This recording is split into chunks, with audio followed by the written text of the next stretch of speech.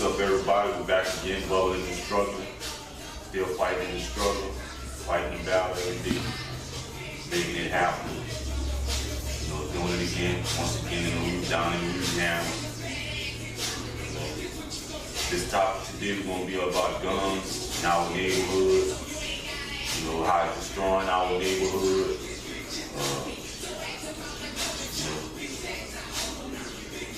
We're fighting violence, fighting for our hood, struggling in the public. I got a little something I want to read, to let us know where we at with these guns and where we should be with the guns. I'm gonna go ahead on and read this here. The invention of the guns was the logical consequence of the discovery of gunpowder. According to the World Encyclopedia of Pistols, revolvers, and submarine machine guns by Will Fowler, Anthony North, and Charles Brown. Experts have dated an early gun found in Marcus, Sweden, known as a hand cannon, to the first half of the 14th century. The United States has the most heavily armed population in the world. According to the Small Arms Survey 2007, conducted by the Geneva, Switzerland, based on Graduate Institute of International Studies. In fact, America's probably owned 270 million, nearly 1/3 of the world's 875 million known firearms. The American Firearms Institute places the numbers of 250 to 280 million, with at least one firearm in 40 to 50% of U.S. homes.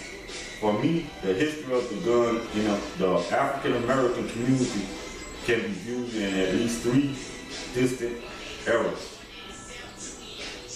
Now this way it goes about where it started. Slave code, the black code, during and just after Reconstruction, the rise of black crime, victimization involving firearms post 1960. Gun owned by blacks and had been forbidden under slave codes. Southern slaveholders spirited on insurrection, the Civil Rights Act of 1866, and the passage of the 14th Amendment in 1868, which ensured citizenship for former slaves, legally gave blacks as citizens the right to bear arms, but the subsequent rise of high taxes on guns and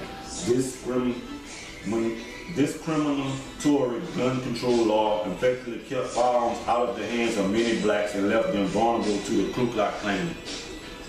In the late 1800s, prominent black journalists and social activists, Will Burnett, waged a vigorous campaign against lynching citizens in vivid writing against African Americans. She noted the absence of protection for blacks by law enforcement from lynching carried out by whites armed with guns. Lynching was a fact of life. In her 1895 essay, A Red Record, Will Burnett chronicles black hanged for stealing hogs. Lynched because they were saucy to white people, and even burned it alive for adultery. More than 60 years later, and Klan terrorist Robert F. Williams, head of the NAACP in Monroe, formed an armed guard to protect the local black community against the hate group. Since the city officials wouldn't stop the Klan, we decided to stop them ourselves. Wright Williams, in his gripping 1962 memoir, Negroes with Guns, penned it while he was in exile in Cuba. We shot it out with the Klan and repelled their attack, and they didn't have any more stomach for this type of fight. They stopped it raiding our community. William Rice. Now I'm gonna go on this how it changed our community.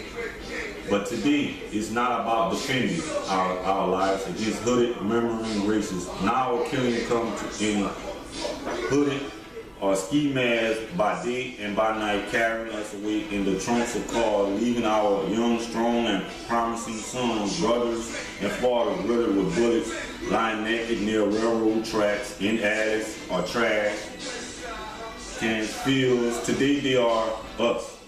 From 1980 through 2008, 93% of black victims were killed by other blacks.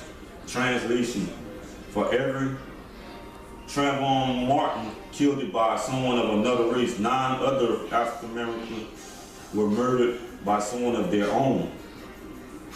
In 2010 alone, figures show that 6,470 blacks were murdered, most often with a gun, that were greater than the number of whites. Homicide with victims, even though African Americans accounted for it. I'm gonna end it right there and just go to show, you know, we not using guns to help our communities anymore. We done switched it up. We killing ourselves with hatred and